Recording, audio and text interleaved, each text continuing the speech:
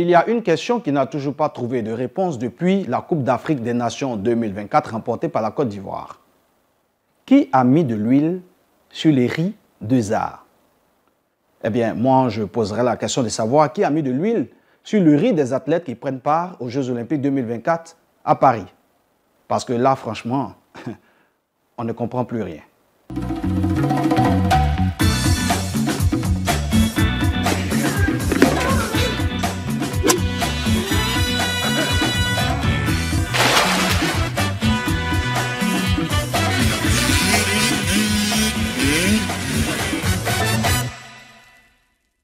On s'achemine allègrement vers la fin des Jeux Olympiques de Paris 2024 et nous vous avons réservé le meilleur pour la fin, justement. Installez-vous confortablement sur votre tabouret. On démarre. Les Ivoiriens se sont prononcés sur le relais 4x100 féminin. Ils croient aux chances des athlètes. Il est la seule et véritable chance de médaille pour le Burkina Faso. Hugues Fabrice Zango se dévoile dans cette émission Portrait. Et enfin, cette info vous emmène à la découverte du premier sport collectif en France, le rugby. Toutes les chances de médaille de la délégation ivoirienne aux Jeux Olympiques de Paris 2024 ne sont pas perdues. Il y a encore de l'espoir au taekwondo, mais aussi dans l'athlétisme, notamment au relais 4x100 mètres. Malgré la frayeur après la blessure de Marie-Josée Talou qui n'a pu prendre part à la finale de 100 mètres dames, les Ivoiriens restent confiants. On les a rencontrés dans les rues d'Abidjan. Écoutez.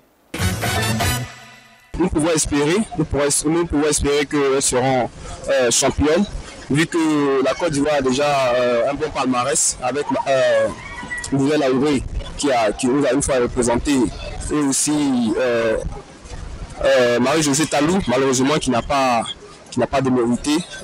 Nous espérons qu'elles pourront donner le meilleur d'elles-mêmes. Nous on est confiants, hein? On est rassurés que c'est une légende pour nous. On s'est dit que forcément elle va aller de l'avant et nous ramener une victoire. C'est notre souhait pour la Côte d'Ivoire. Le retour pourra apporter une très grande chance à l'équipe ivoirienne parce que nous comptons sur elle et nous comptons aussi sur Dieu. C'est un challenge, un défi qu'elle veut relever parce que il faut dire que les Ivoiriens attendent beaucoup d'elle. Voilà, donc je pense que si elle décide de signer son retour, vraiment c'est pour essayer de mettre la barre très haute. Voilà, c'est un peu ça, mon avis. Il faut dire que l'on a confiance en eux. Voilà, bien vrai que pendant leur parcours, il y a eu des blessures telles que Marie-Josée Talou, en finale, elle a eu une blessure là, donc on espère, si elle pense, c'est elle qui a son corps, hein, elle pense pouvoir revenir, on ne fait que la soutenir. Voilà, et lui porter une bonne chance. Union de prière pour Naboundou, Jessica, Muriel Aoré et Marie-Josée Talou. Au-delà des athlètes ivoiriens qui prennent part à ces JO, nous avons décidé de nous intéresser aussi aux sportifs africains qui participent à la compétition. Vous vous souvenez sûrement de Hugues Fabrice Zango, ce Burkinabé qui a fait sensation il y a 4 ans au JO de Tokyo en décrochant la seule médaille d'or du Burkina Faso. Eh bien, nous l'avons rencontré et il rêve encore de médailles.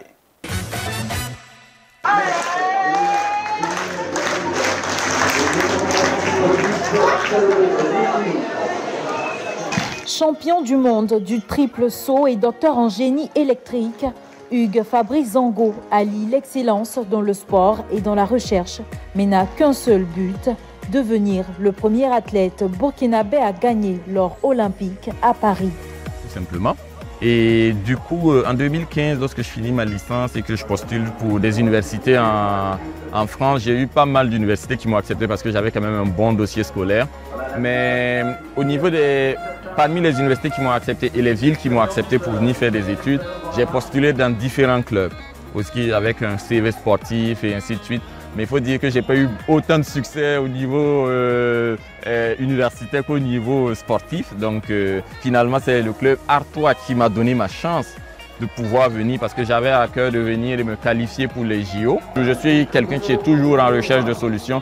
Donc je suis un chercheur entre griffes dans l'âme en réalité. Voilà pourquoi j'ai continué mes études. Voilà pourquoi je cherche toujours le record du monde. Donc je suis toujours dans la recherche de quelque chose en fait, d'une amélioration, de quelque chose de nouveau. Et donc, ouais, chercheur. Et pour tenir justement cette endurance, cette persévérance dans la recherche, il faut de la détermination.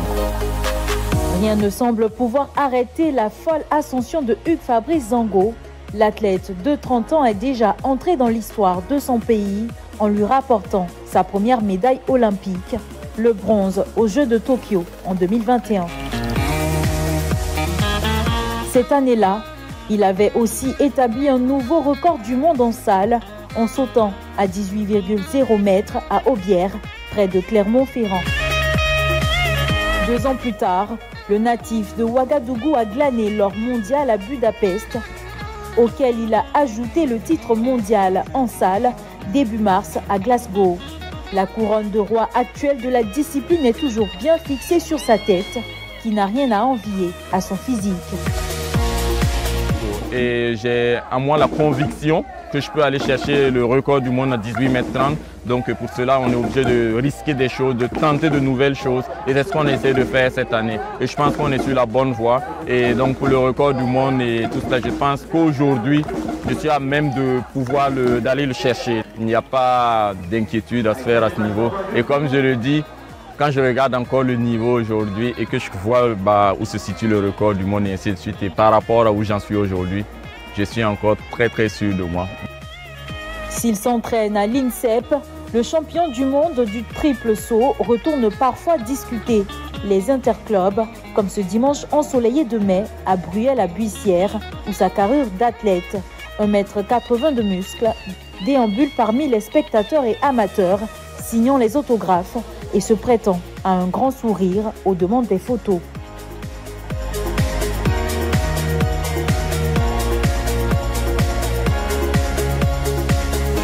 Le champion est toujours en quête de nouveaux objectifs, comme devenir champion olympique à Paris.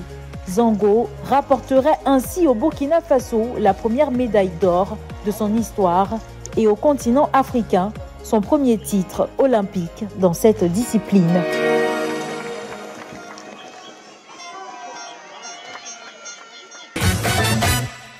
Allez champion, toutes nos prières t'accompagnent pour ces JO de Paris.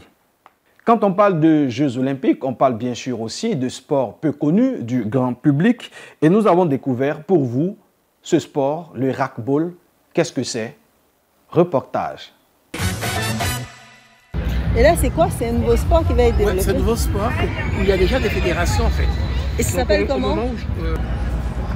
Inventé en 2013 par Chris Ovenley, franco-béninois, à Valbonne.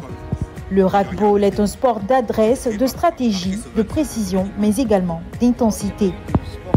Il convient aussi bien à la famille qu'aux sportifs confirmés. Pour répondre à votre question, c'est le racquetball a de l'avenir. J'ai joué 7 minutes et regardez le public autour et l'engouement qu'il y a chez les jeunes qui viennent de sports complètement différents. Padel, handball, football, handball et d'autres sports. Donc oui, je suis sûr que le racquetball a de l'avenir. Donc, sortie. Pour jouer au racquetball, il faut 2 équipes de 6 joueurs, dont 3 sur le terrain et 3 remplaçants, tous munis d'une raquette. Oh, excuse-moi, je te la mets derrière. Encore. Ok, à nous. 2 rebonds. Comme dans les sports collectifs, l'élément de méditation entre les joueurs est une balle. La durée d'un match officiel est de 20 minutes, se divisant en 4 périodes de 5 minutes. Faute. Et bah, c'est sympa, c'est nouveau, ça ramène quelque chose de nouveau, un nouveau sport de raquette. Et c'est très amusant. Voilà, un peu difficile à comprendre les règles au début, mais au final on s'y fait bien. Franchement, ça peut être sympa si les athlètes se mettent à fond, ça peut se développer. C'était intéressant d'avoir leurs conseils pendant la partie et de jouer avec eux, voilà, c'est toujours sympa. C'est un jeu que vous voyez aux Jeux Olympiques? Ouais, pourquoi pas. Franchement, ça peut se faire. Si ça se développe bien, ça peut. Le jeu consiste à atteindre la target adverse avec la balle.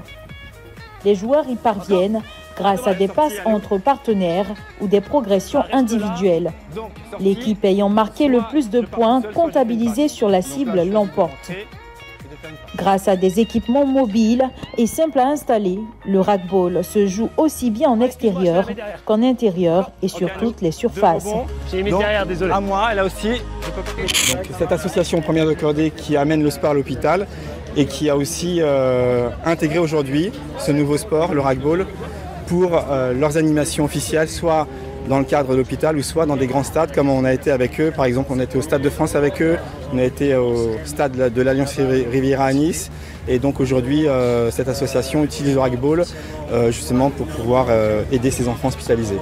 C'est comme c'est un terrain mobile, c'est ça qui donne cette facilité de pouvoir l'installer n'importe où, dans n'importe quelle ville ou contrée d'Afrique, et de pouvoir l'installer sur n'importe quel sol pour pouvoir développer ce sport et développer toutes les qualités de l'enfance à travers la mobilité, la coordination, le respect des règles. Et ce sans contact physique est une autre façon de penser, puisqu'on ne peut pas se toucher, donc il faut penser autrement, il faut penser collectif et pas adversité. Et donc ça en fait voilà, des vraies valeurs, je pense, qui sont reliées à l'olympisme. La Fédération internationale de racquetball a vu le jour en novembre 2017 à Bruxelles et depuis 2021, la pratique se développe en milieu scolaire. Faute. C'est sûr que la Côte d'Ivoire ne gagnera pas de médaille dans cette discipline sportive puisqu'elle n'y est pas représentée. Sabrina Voanea est une athlète romaine qui prend part aux Jeux olympiques. Elle n'a que 17 ans et cette vocation pourrait inspirer plus d'un. Regardez.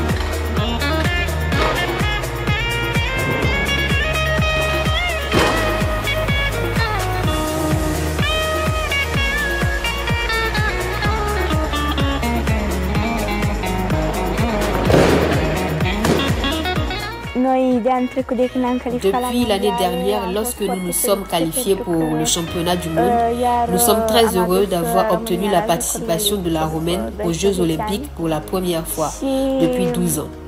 C'est pour ça que nous passons chaque jour dans la salle de gymnastique et nous travaillons dur parce que nous sommes une grande équipe unie et que nous voulons être le plus haut possible dans le classement.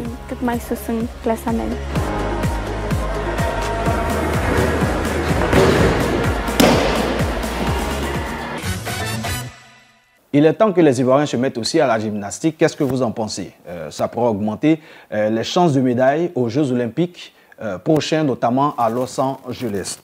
Voilà, c'est la fin de cette émission. On se retrouve une autre fois pour un point de l'actualité sportive, notamment sur les Jeux olympiques de Paris 2024. Au revoir.